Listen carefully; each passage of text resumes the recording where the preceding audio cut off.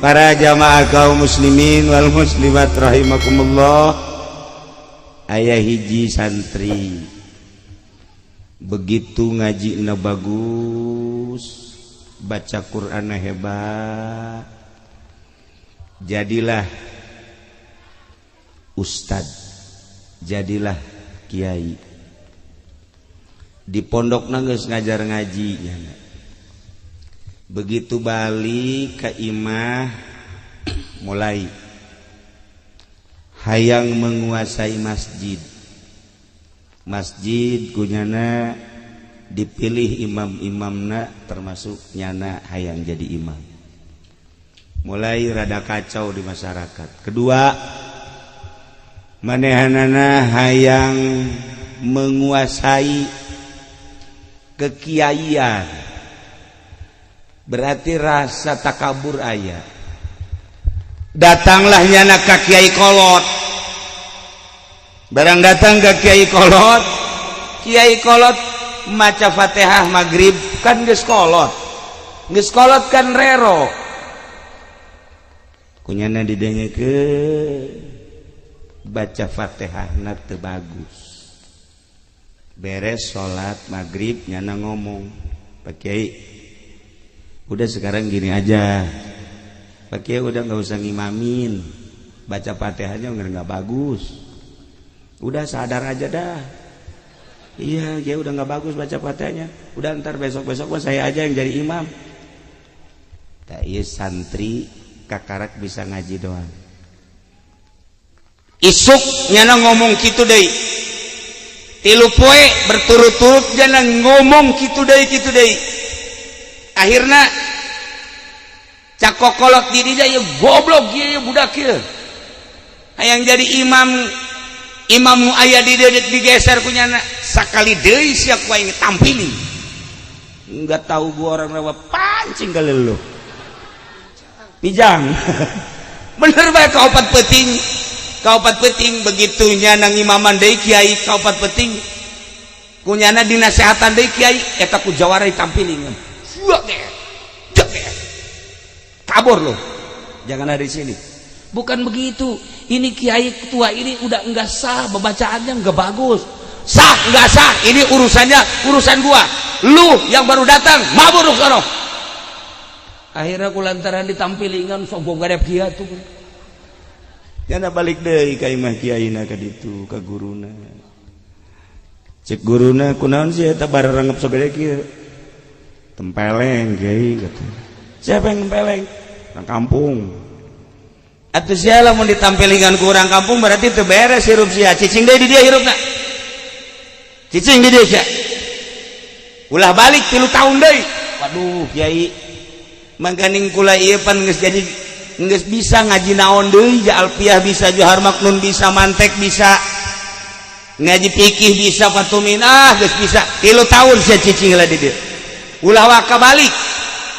Ulah waka berarti aya kekurangan di diri sia. Akhirna ngaladen ka guruna. Nah, kuari mah lain ngaji fikih, lain ngaji alat. Jadi ku guruna titah macul. Beres macul sasawah gali empang. Tas gagali empang nyana kieu bae guru nyiksa aing ceknya sia. Aduh. Aing disiksa ku guru. Barang keur ngeujeuna ngomong kitu tah keur disiksa. Ku guru deui tampili goblok sia. Emang aing nyiksa sia tolol sia. Nyahueun tah bahwa nyanda teh boga pikiran disiksa ku guruna nyahueun. Nah, nyana kieu Salat maghrib, sholli fardal maghribi salasa rakaat. Allahu akbar. Bismillahirrahmanirrahim. Aduh, dalam hatina. Waduh aing. Lamun di dieu bae aing ya atuh 3 tahun kebal keneh. Aing moal ka kawin berarti. Mangani aing geus sayang kawin. Guruna nampilingan di ditu kok goblok sia. Salat kos kitu. siapa paingan di lembur disiksa sia yang jadi imam ubus ya sholat ya yang kawin goblok sia. Masya Allah muridnya nyahuan guru nyahuan bahwa nyara sholat kos gitu tak iyalah. Oh berarti guru nyahuan balik deh isukna macul deh terus nyen empang deh geus menang 1 tahun mangkaning 2 tahun deh geus mudahin rada lilis kita manggulan kayu kebelah ditu ketika di panggulan deh kiai blon saknya ieu iya kayu tita dibawa ka ditu ketitu dibawa deh ka dieu boga pikiran kiai blon tampil deh ku kiai jager bae sia kiai nyebut bolon.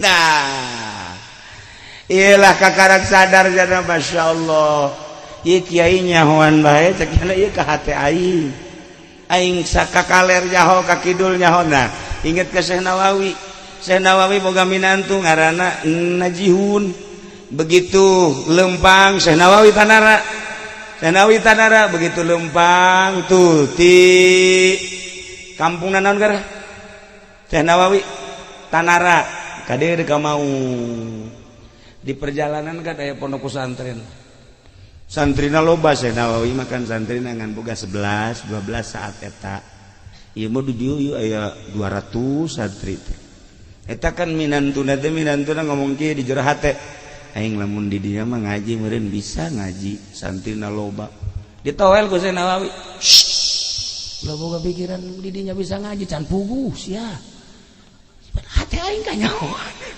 ieu kakara ge ngagerentes doang kanyahoan geus. Saya juga tahu Haji Asma artinya ada pengen ya. Pengen apa? Dan ntar berdua aja ngomongnya ya. Iya udah ketahuan lah, adalah. Tuh, kajahoan. Nah, ya si murid 2 tahun dari mulai kuari Masya Allah. Orang guru lain semata-mata ngaji nahu doang, ngaji alat, ngaji fikih. Iya orang penting nama ya Allah ya Rabbi. Mulai kuari dibersihan hati tina takabur, tina ujub, tina ria, tina hasud. Geus kuari geus geunah. Salat mutatadina Allahu Akbar macam-macam. Manusia kan begitu salatnya macam-macam, tukang karung ka karung, tukang bebek ka bebek. Salat tukang bebek mah lain Allah lain alhamdulillahirabbil alamin. Tukang bebek makan gitu. Tukang gabah gitu kayak tukang sayur. Nah, lamun geus beres bersih salatkan ka Allah. Nah, ieu ge jelema si santri teh setahun keduana geus mulai rapi ka Allah. Piceun ria, piceun ujub, piceun takabur, piceun hasud. Piceun hubul hubul mal hubul riasa lempeng ngaji baik ibadah ke Allah 2 tahun geus bagus 3 tahun geus lempeng mantap begitu dek balik 3 tahun dipanggil ku guruna sia kuari beusi dek balik manten naon ka ditu magahan ngaji di lembur lah embung lah kiai dek di dieu bae kamari mah sia geus hayang di imah kuari mah pan hayang di dieu nikmat ibadah ka Allah. Orang ibadah ka Allah mah henteu kudu di Mekah, henteu kudu di Madinah, ja Allah nama eta-eta keneh. Bagi jelema anu geus wauh jeung Allah di Mekah jeung di dieu akur, di Mekah di Madinah jeung di dieu akur bae. Allah na eta-eta keneh ngaganjarna nu deuk nu nitahna Allah nu ngaganjarna Allah mun wauh ka Allah akur. Nah, isi budak geus 3 tahun lantaran geus boga nikmat ibadah, kuari titah balik ku guruna. Balik geus ka ditu insyaallah ayeuna moal aya nu nampili. Saurang ge moal aya nu nampili. Pamit nyana ka guruna ti guruna pamit langsung. Milu salat deui ta jeung Kiai Kolot teh. Maghrib milu salat babacaanana eta keneh Kiai Kolot tapi dihadapi ku hati nu ikhlas nikmat karasa sapoe, 2 poe, 3 poe. Ditanya ke Kiai Kolot, "Ceng, Aisyah di mana?" "Abdi urang dieu keneh." "Ke, siapa santri di mana?" "Beja di anu, di Kiai anu." "Masya Allah, Ceng." "Ulah kamu mananya Cengnya?" "Kunaon?" "Ke isuk mah Aceng imaman." "Ih ulah." "Henteu abah ieu geus kurang pati sehat, coba Aceng imaman ke isuk mah." "Ih, henteu mak kiai bae kiai henteu Aceng coba pangimamankeun ieu masjid." Akhirnya isuk mah tampil ngimaman. Begitu ngimaman nyana babacaanana biasa sakumaha keur ieu. Sapoe, 2 poe, 3 poe kapakelah ku masyarakat. Sanggeus kapake ku masyarakat ditanya, "Ceng, aya Aceng geus kawin tah encan?" "Encan." "Mus aya niatan kawin?" "Aya niatan kawin mah aya ngan lah tuh saha nu daekeun ka kula tuh." Keur ieu mah keur kakarak bisa ngaji doang. Perempuan mana? Gua wirid dah. Emangnya gua enggak tahu. Nih. A'udzubillahi minasyaitonir rajim. Idz qala Yusuf li abihi ya. Baheula mah kos kitu kuari mah teu. Nah, kuari mah kan teu. Lamun geus wauh ka Allah mah kabeh kan ngeunaheun. Ngeunaheun lamun geus wauh ka Allah mah. Lamun urang geus wauh ka Allah ya, santri bobogohan jeung awewe. Tapi geus wauh ka Allah moal hariwang. Kula sok nyontohan teh aya hiji santri kabogohna santri deui. Begitu duduaan di pos kamling. Hujan. Ngadeukeutan kan rapet. Begitu ndek dicekel kula laki. Cekal. Besi aya nu neuleukeun coba emak abah deuleuh heula besi hudang keneh. Ditipu lalaki. Udah tidur ya tenang dong.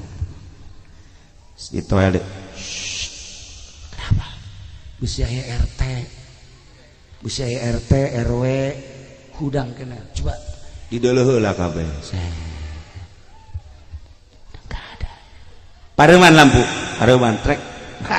Dempet. Begitu dek dipeluk. Allah besi neuleukeun. Wih iya ya.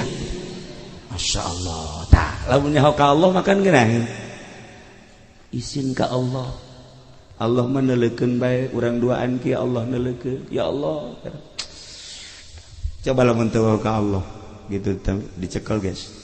Belah sini dong. Megangnya jangan yang itu, yang mana? Yang empuk-empuk dah. Eta kan teu jauh ka Allah. Ya, lamun nyaho ka Allah moal. Asa dideuleukeun ku Allah, moal hariwang. Urang boga keyakinan Allah neuleukeun, moal hariwang kajeun ka mana? Kajeun ku kumaha ge. Nah, ieu akhirna tawaran kawin ku kiai, daeklah kawin, sanggeusna kawin kakarak berpikirnya na masya Allah. Horeng ilmu teh lain sakadar ilmu nahu, ilmu alat, ilmu fikih, tetapi nu paling penting cicing di imah adalah ilmu batin.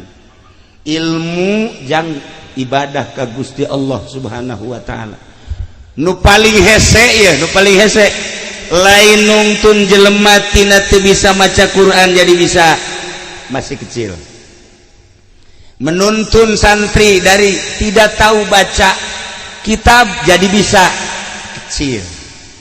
Tadina teu bisa maca Fathul Muin ditungtun ku kiai jadi bisa leutik. Tadina teu bisa maca tafsir lantaran dituntun ku kiai jadi bisa belum apa-apa. Nu paling hese teh nungtun santri, nungtun masyarakat, nungtun umat. Tina henteu nyaho ka Allah jadi nyaho, tina nu henteu ikhlas jadi ikhlas, tah nungtun eta nu hese. Ku ayeuna sakitu ibu-ibu, bapak-bapak, para hadirin jamaah kaum muslimin wal muslimat rahimakumullah. Satu, hiji perhatikeun urang hirup di alam dunia sing nyaho jalan. sing hade jang balik urang nomor kedua teangan panutan kiaina nu bener-bener ikhlas nungtun urang tina teu nyaho ka Allah jadi nyaho nungtun urang tina teu bisa ibadah jadi bisa nungtun urang tina teu ikhlas jadi ikhlas mantap tingali panutanana lamun masih keneh nukerkeun hukum jeung dunia nukerkeun agama jeung dunia ulah harap bahwa agama bakal luhur hiji di lembur urang di daerah urang di negara urang bahkan di dunia lamun masih kena tuker jeung dunia moal maju sakitu ala kadar malam ieu urang kukumpulan jang nyaho jalan eueuh deui hiji-hijina pondok pesantren jeung majelis taklim isuk pageto awas terakhir urang di jero rahim keluar ke alam dunia pepeta neangan jalan keluar roh urang balik deui cabut set lamun kuarina nyaho ka Allah roh urang bakal babalik ka Allah lamun kuari teu wauh ka Allah roh urang moal wauh jeung Allah maka roh masa geusna keluar aya tempatna awak urang mah dibawa ka leuweung saha itu Kiai Asba paeh saha itu Kiai Haji Bahri paeh saha itu Lurah Modar saha itu RT Koit saha itu Haji Pendi ngejejes paeh kabeh ditutupan kan kutani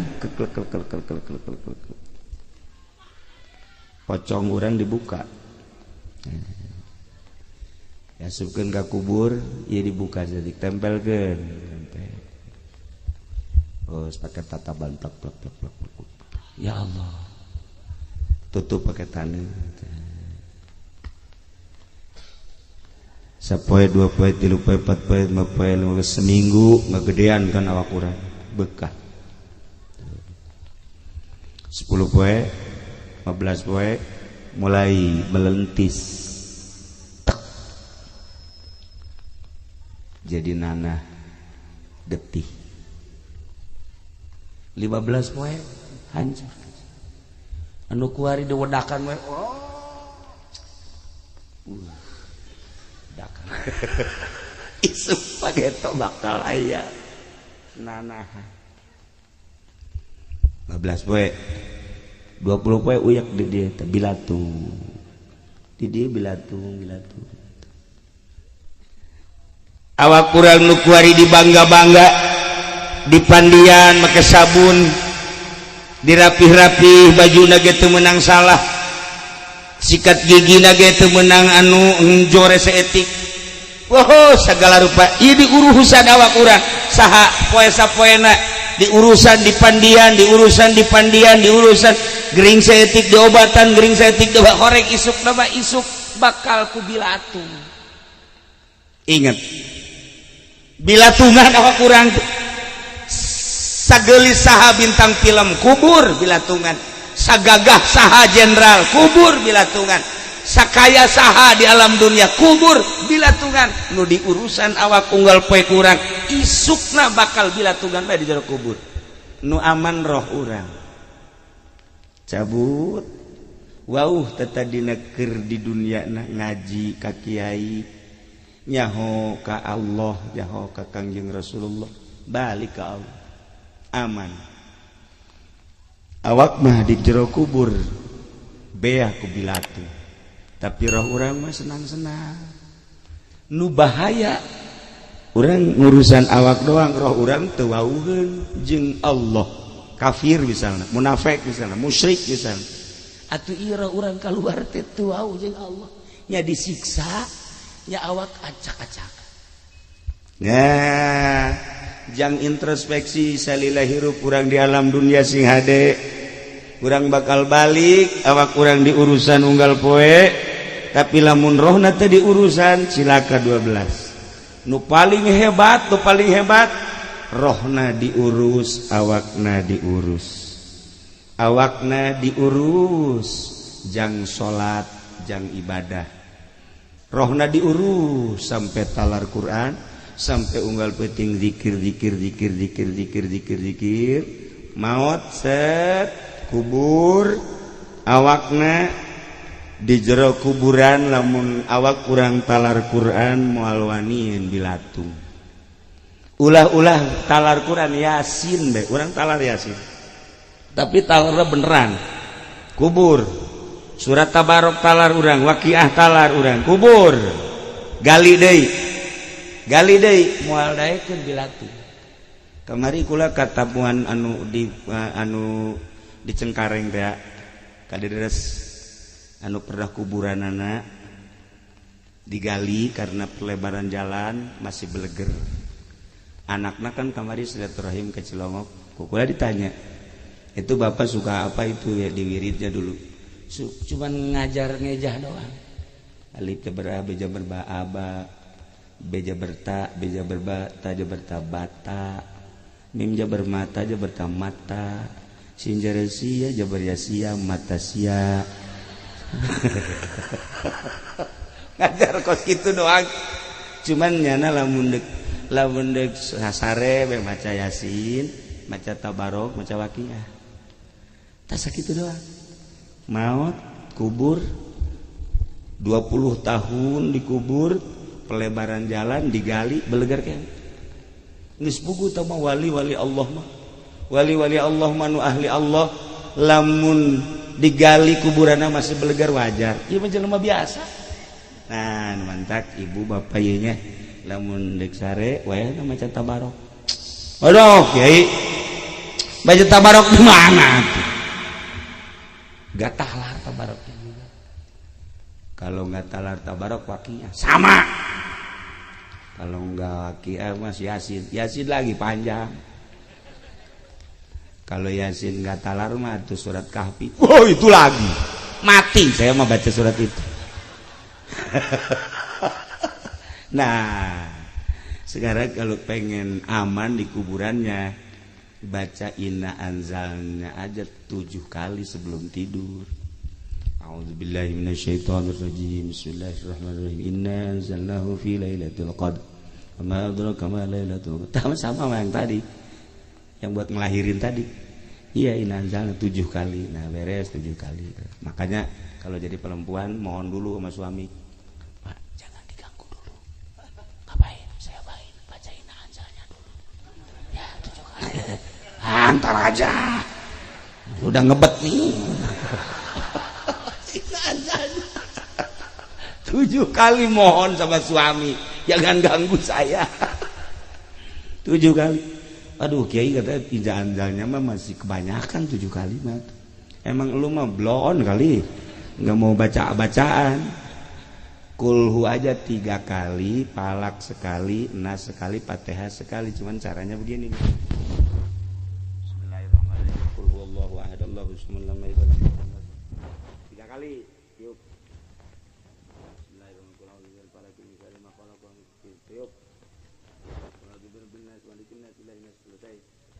Fatihah. Bismillahirrahmanirrahim.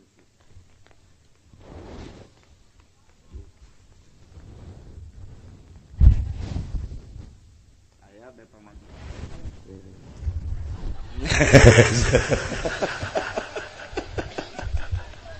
Nah itu baca aja. Insya Allah. Wah, mau lanjut bacaan kos gitu. Ya. Nah jadi urang ieu pertemuan malam ieu hiji renung ke urang di alam dunia bakal balik ke akhirat kudunya jalan jang ke akhirat majlis salim pondok pesantren. Di samping urang geus nyaho jalan ngamal ke pengamalan anak memeh sare ari maca Yasin panjang teuing, Tabarok panjang teuing, Waqiah panjang teuing. Nah iyalah dibacaan falak kulhu 3, falak 3, nas 3. Maka ina anzalna lamun nguburkeun teh gelung sok gede kieu kan. Baca ina anzalna 7. Bismillahirrahmanirrahim. Taruh di sini. Inna anzalna taruh di sini. Itu hikmahnya apa? Karena waktu hidupnya nggak pernah baca inna anzalna, jadi batu aja tanah yang dibacain inna anzalna. Hikmahnya ada. Begitu malaikat datang ke belah dia, cek batu, ada apa sih malaikat? Mau nanya. Shhh, udah dijamin dah sama saya dah. Jangan tanya-tanya, ini saya udah dibaca inna anzalna 7 kali. Udah nggak ada jalan. Gak ada jalan buat ditanya.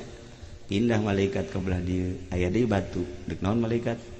Dek nanya, "Shh, aya kula geus baca inna anzalna." Baca ka dia. Sampai ka dia geus ujang tanyaeun. Malaikat bingung kan ujang nanya. Ieu jawab inna anzalna ieu make batu bae make batu. Manjur. Batu gelung dibacaan diteuneun di kuburan. Ieu bakal ieu nyana ngabela ka urang. Ya Allah ya Rabbi, iya batu kobo lamun dibaca ku urang.